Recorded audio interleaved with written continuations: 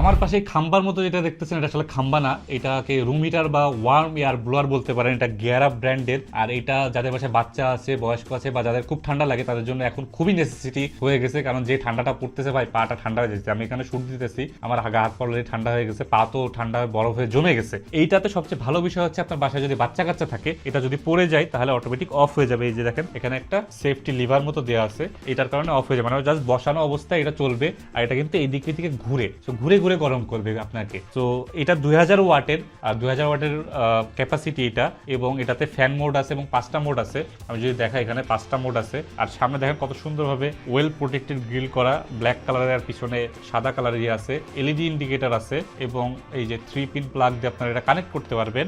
এবং এটা আমার কাছে মনে হয় যদি আপনার বাবা মাকে গিফট করতে চান, বা বাসায় যদি বাচ্চা থাকে, বা নিজের জন্য হইলেও এটা নিতে পারেন। বাজেট এখন মানে এখন দাম রিজনেবল আছে, কারণ শীতটা জাস্ট পড়ছে।